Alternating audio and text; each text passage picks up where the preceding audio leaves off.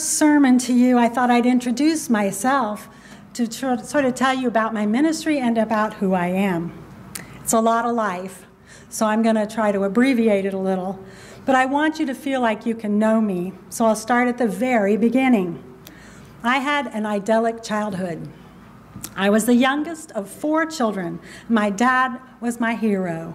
He was handsome and funny and smart and crazy about his kids. We had wonderful surprise adventures that remain embedded in my memory. And one of our favorites was an annual trip to Coney Island, where he would purchase a string of ride tickets. We were in Cincinnati.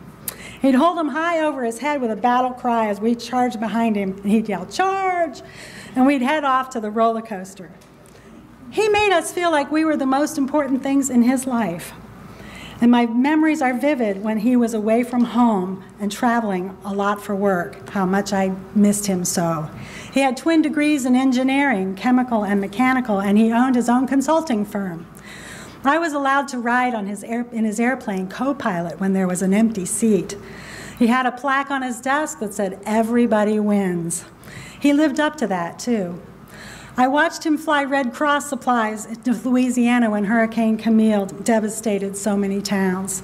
He was always ready to help other people.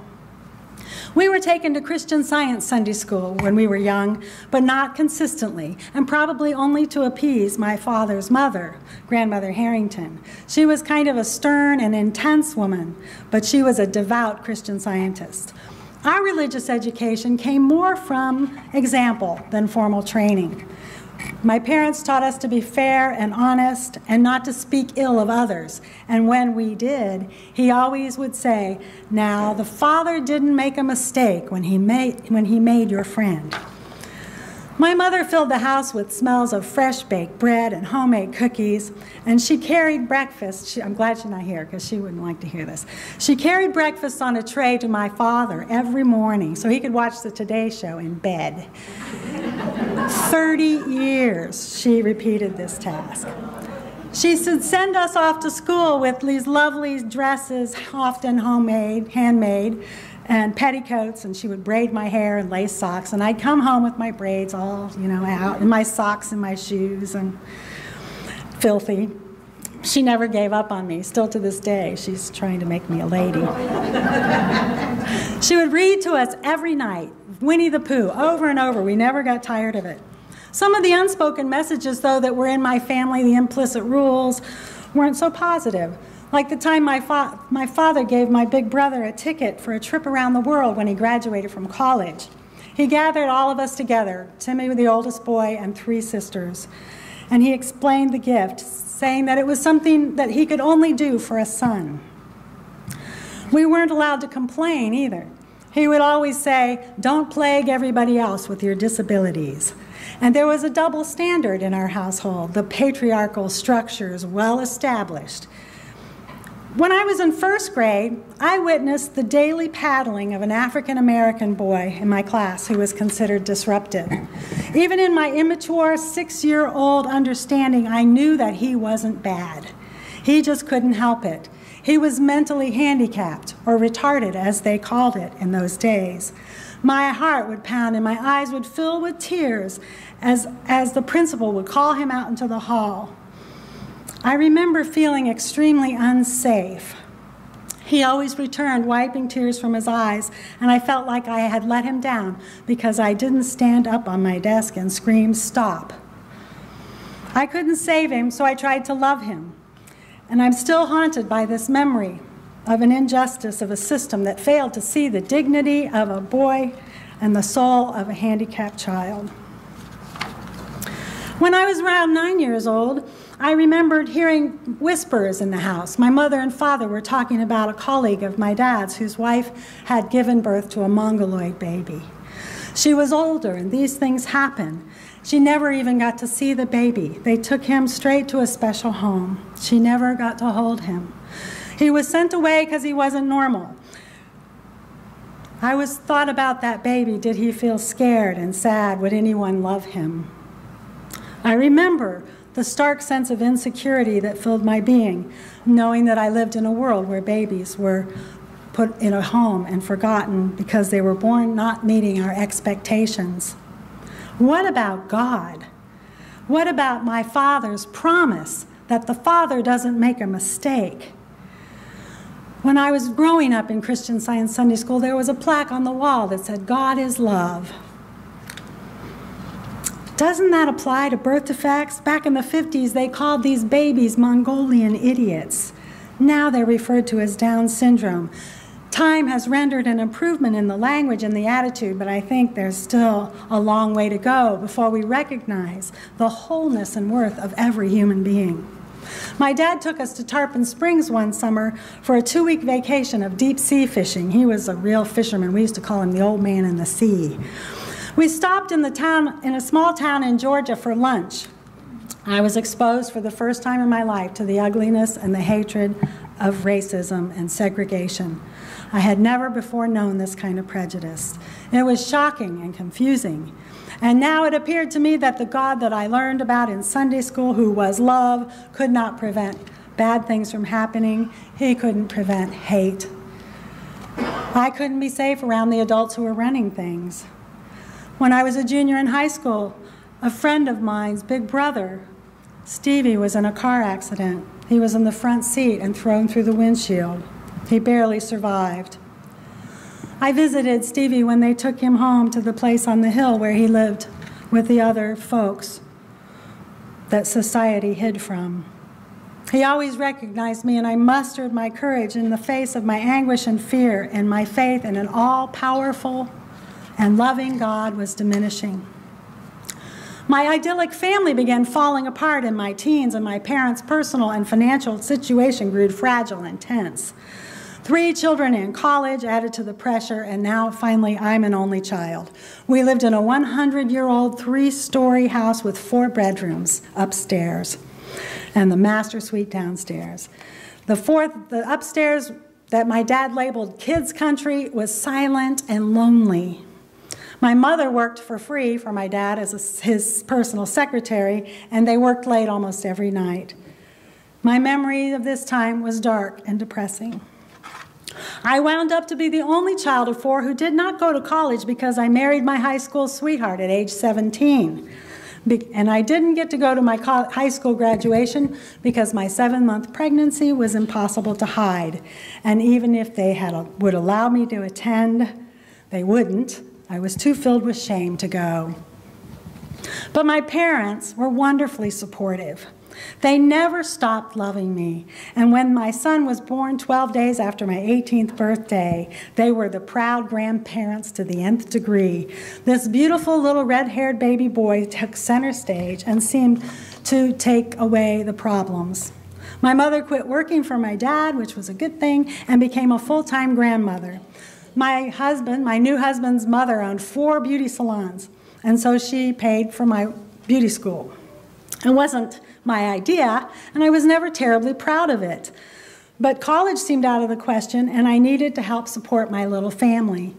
Hairdressers, as you all know, are not necessarily portrayed in the media as intelligent, compassionate, bright, and all.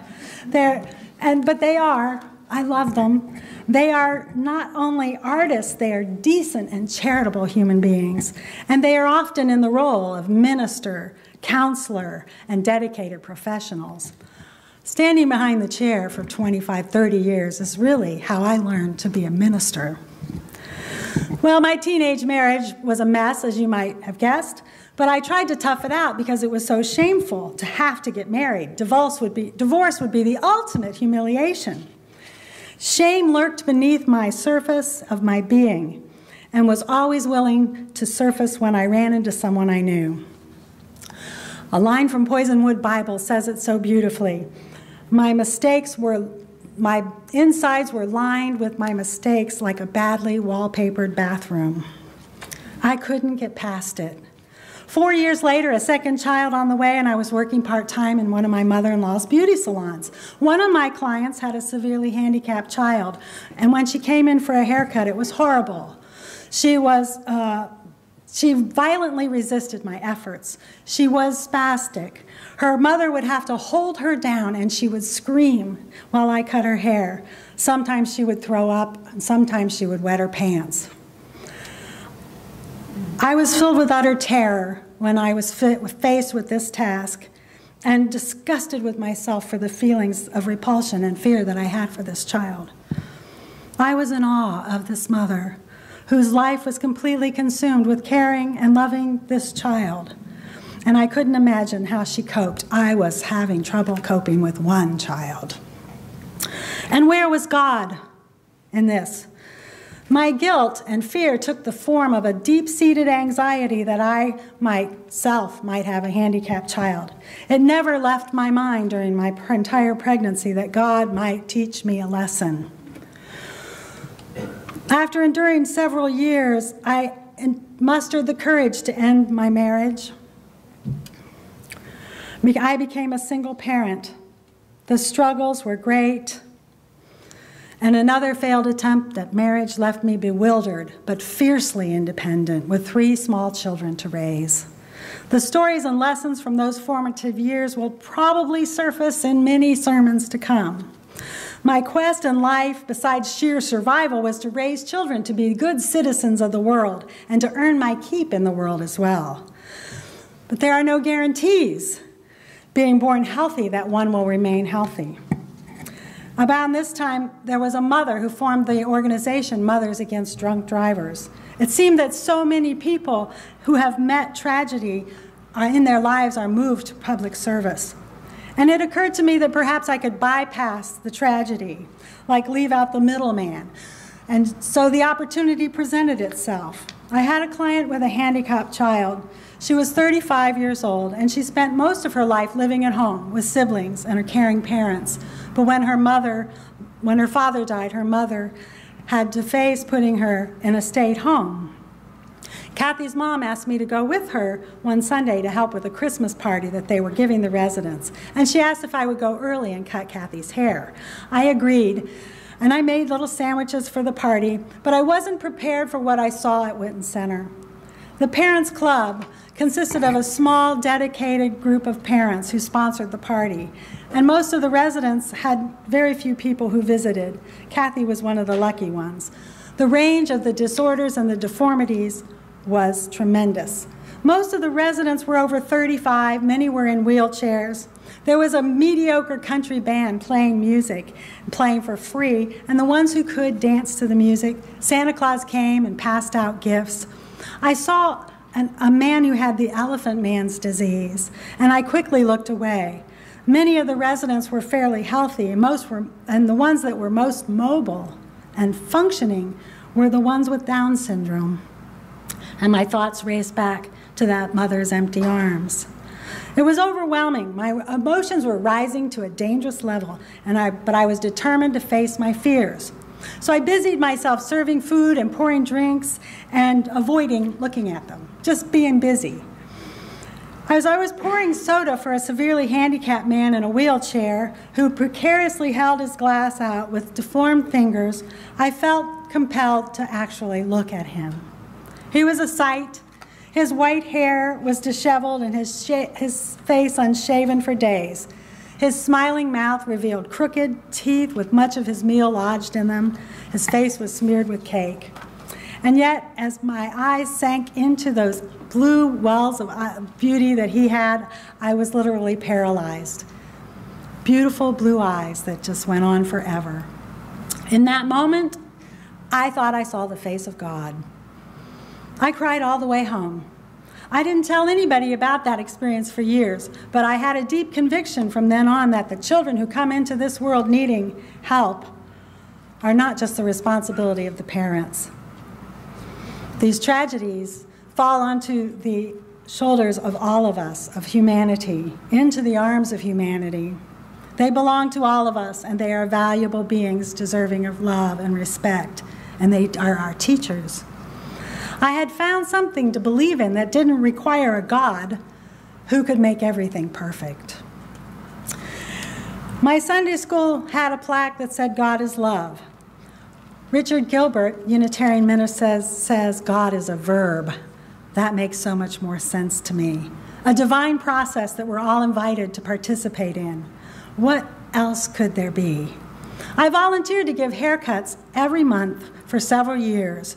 I took my children with me when I got a chance. We adopted a young woman named Sylvia, who was older than me at the time, 43, and we enjoyed taking her shopping. She had a mischievous twinkle in her eye. She became a very important person in our lives. But the gifts that we received were far outweighed our efforts. I really enjoyed, and it certainly honed my skills of crafting beautiful haircuts for these folks every month. And I was cutting hair one day all by myself, and I was tired, and they just seemed like the endless chain of people. They loved me. I was a hero, you know, I made them look pretty, and they brought me one more client, and my heart sank. I didn't think I could do one more. And as they led her to me, I couldn't even imagine, with all the talent I could muster, that I could help this head of hair. It looked like a fright wig. The woman resembled every conjured up witch and crone that fairy tales have created. And she scared me. I wasn't sure that she would even be stable enough to sit long enough to have a haircut. So I had to reach into my weary being and see things differently. In other words, I prayed like hell. I reminded myself that she was beloved and perfect as anyone. Much to my amazement, underneath that dry, frizzy mop of hair was an absolutely gorgeous head of natural curly hair. Some hairdresser who should be shot had given her a permanent wave and burnt her hair. As I cut away and began sculpting this hair, it's this beautiful hairstyle appeared, and I kept saying to her, "You are going to be so beautiful." I was getting excited, and when I was finished, she was beautiful. She was transformed, and I was transformed, and I saw that same light and love that I had seen that had made the earth stand still in that old man with the blue eyes. It was always there. Of course it was. It was just that I hadn't been willing to see it. Love is a choice. I had learned to look beyond form and to see perfect love in everyone. It's still a challenge, but I had that moment, that epiphany. We are called in every moment to make that choice to love. It doesn't require finding the right religion or getting the education, but it does require the willingness to show up and to be fully present. To be fully human and to be fully alive means that there will be joys and there will be sorrows. Life can get very messy, but there is such incredible beauty to be found in that message, in that mess. So after years and years of wandering in the wilderness, not fitting into any traditional religious community, because Christian Science is a Unitarian theology I learned in seminary years later, I resigned myself to being different. I spent Sunday mornings working in my garden on my farm. But I finally found my religious home by accident with the Unitarian Universalist Fellowship of Clemson, South Carolina. Now there was an epiphany. There was a place, there was a home for me, a place where I didn't have to put my intellect in my pocket when I walked in the door. From there, I took a journey to seminary, to Alaska, a side trip, opened a bakery, that's a whole nother story. So James Deet, the author of The Church and the Way, said that religion is the enterprise which ties together all the loose ends of life into a symphony of meaning and purpose. Unitarian Universalists have been described as religious mongrels because we wrestle with the paradoxes of life and the difficulties that we encounter with people of faith who claim to have all the answers. But we know it's not the answers, it's the questions, more profound than answers, that we need to learn to ask. I'm reminded of the words of Paul Tillich, who says, if in all seriousness, complete seriousness, you can say that life is shallow, then you are an atheist. Otherwise, you are not. It was also Paul Tillich who suggested that we take a 100-year moratorium on the word God, because God has so many different meanings for so many people and triggers so much hurt. As we wrestle with the words to express the ultimate concerns in life, I again try to suggest we think of God as a verb and not a noun. I am your new minister, And I come to you with more questions than answers. I come to you with hopes and dreams that a better world is possible. I come to offer you challenges and opportunities to explore with me the possibilities that we, as Rebecca Parker says, are co-creators with the divine. She writes that we make God as much as God makes us. May it be so.